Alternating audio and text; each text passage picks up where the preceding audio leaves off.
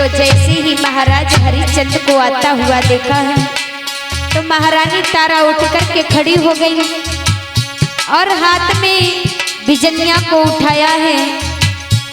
धीरे धीरे आगे बढ़ी अपने पति की तरफ और उठ बैठी है नारी लखो बरतार, परम सुख पायो, परम सुख पायो। और क्या किया है, बिस्तर लगा दिया है उसी क्षण। अपने सैया के खातिर पलंग नवायो, अपने प्रीतम के खातिर पलंग नवायो।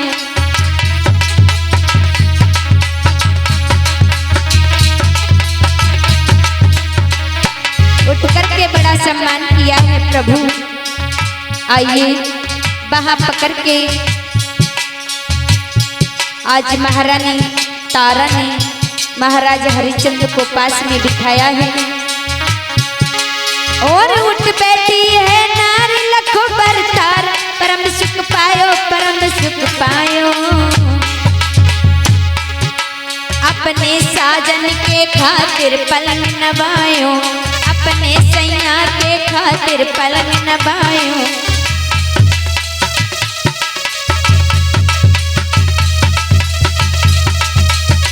आज मेरे भक्तों जो ही अपने पति को आता हुआ देखा है तो उठ करके बड़ा सम्मान किया है, लेकिन उसी क्षण देखा है चेहरे की तरफ तो कहने लगी प्राणनाथ क्या हुआ, आप इतने उदास क्यों हैं? अरे आपकी आंखों से आंसू क्यों झलक रहे हैं? जब कभी भी आप महलों में आया करते थे तो हंसते हुए चले आते थे और मुझे पकड़ करके मीठी मीठी बातें किया करते थे, लेकिन आज क्या हुआ है, आप इतने उदास क्यों हैं? क्या कारण है? बोली हैं कि किस कारण से प्रीतम प्यारे और तन की गई बदल रूहानी है।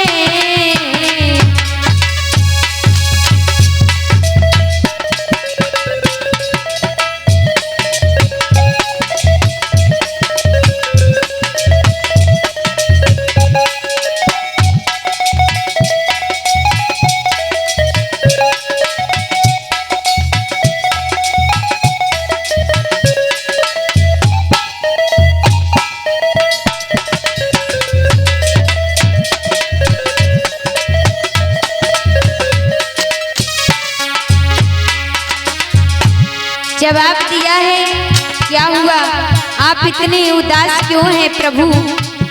किस कारण से प्रीतम प्यारे तन की गई बदल रूहानी है। और क्या चिंता दिल में नहीं भई? बोली प्रभु मुझे बताइए तो सही, क्या चिंता दिल में नहीं भई? चेहरा से टरकी गो पानी है।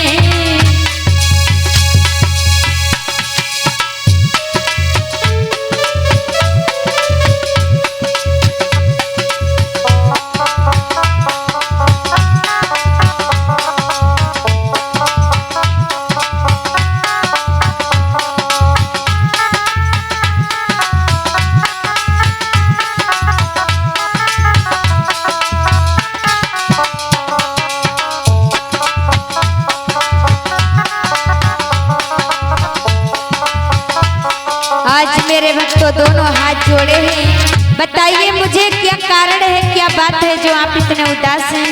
बोली है क्या भूखा संत गया दर से क्या,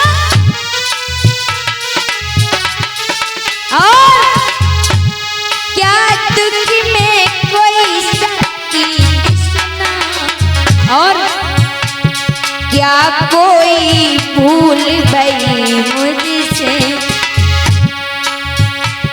क्या कोई भूल गई मुझसे, जिससे चेहरा रंगीन हुआ।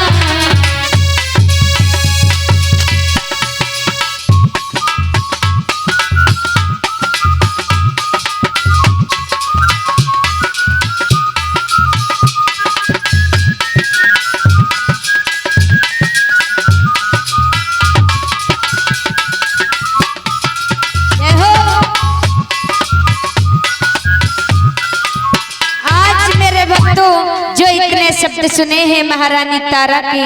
तो हरिश्चंद्र ने जवाब दिया है, रानी अरे कुछ मत पूछो, मैं तुम्हें क्या बताऊं।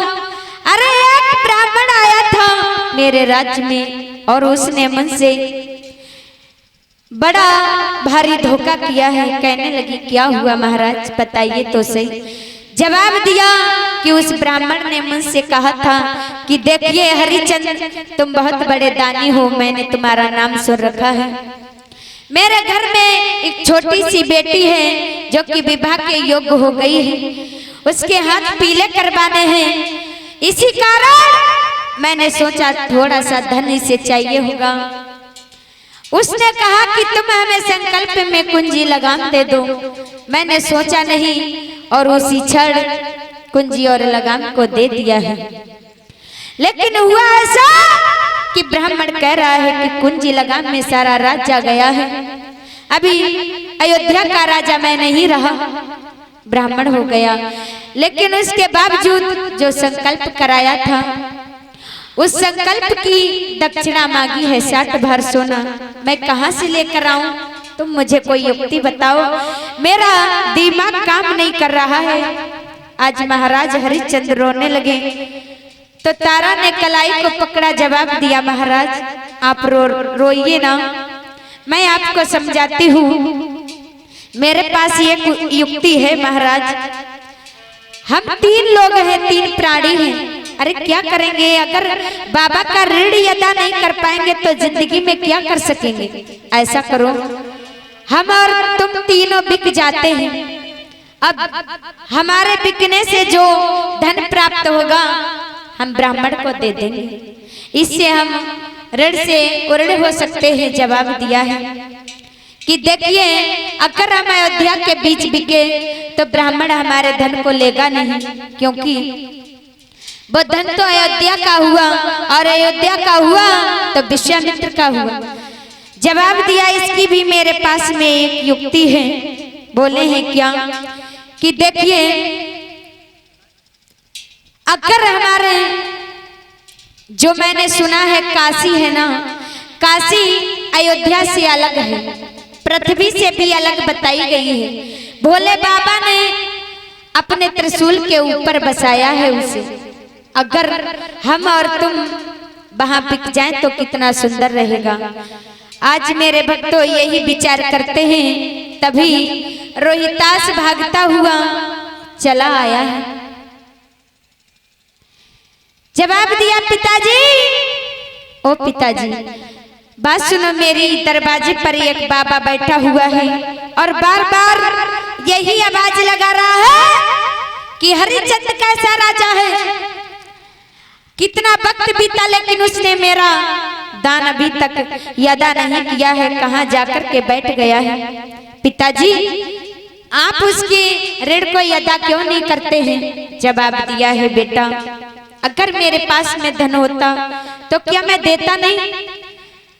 आज तक मैंने क्या कुछ नहीं किया है, तुम तो जानते हो बेटा रोहितास।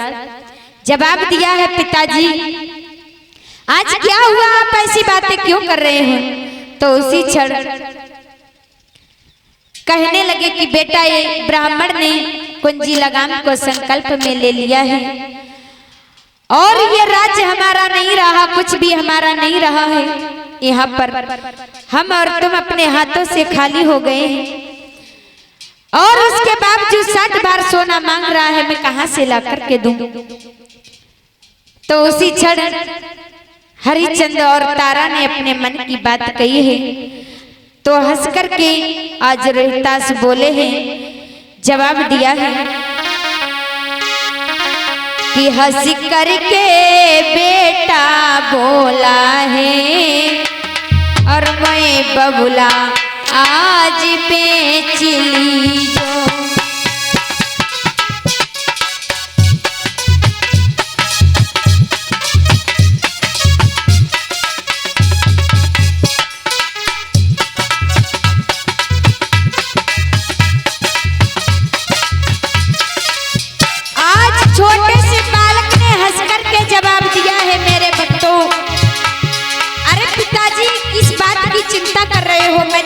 बेटा हूँ, तुम्हारा खून हूँ, तुम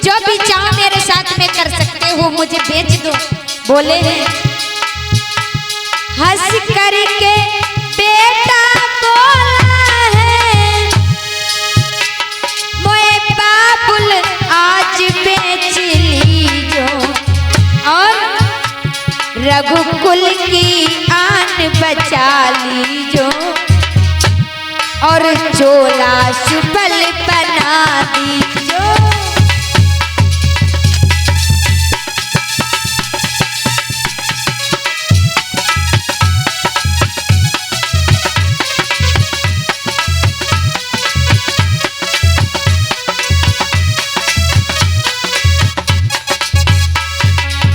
आज मेरे भक्तों धन्य है वह बालक, जरा सी उम्र में कितनी तेज दिमाग है। जवाब दिया है पिताजी, अरे चिंता क्यों कर रहे हो, क्यों रो रहे हो, मुझे बेच लीजो, और बेच करके जो भी तुम्हें धन प्राप्त हो वो ब्राह्मण को दे देना।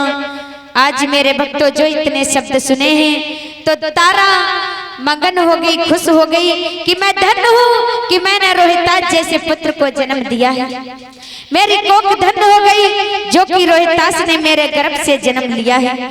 मेरे भक्तों उसी क्षण बताया है कि जवाब दिया है कि चलो हम और तुम अयोध्या छोड़ करके आज चलेंगे। तो बताया है मेरे भक्तों इधर अयोध्या की जनता ने देखा है महाराज हमारे राज्य को छोड़ करके जा रहे हैं, तो सारी अयोध्या वासी उमड़ पड़ी है, मानो समुद्र का सैलाब उमड़ आया हो। आज मेरे भक्तों रोते बिलखते हुए सभी प्रजा के नर नारी पास में आए हैं, अपने पुरखों को झुक कर के प्रणाम किया है महाराज हरिश्चंद्र ने, और बताया है सारे आभूषणों को उतारने लगे हैं और रोते जाते हैं उतारते जाते हैं। उसी क्षण अयोध्या वासी आकर के बोले हैं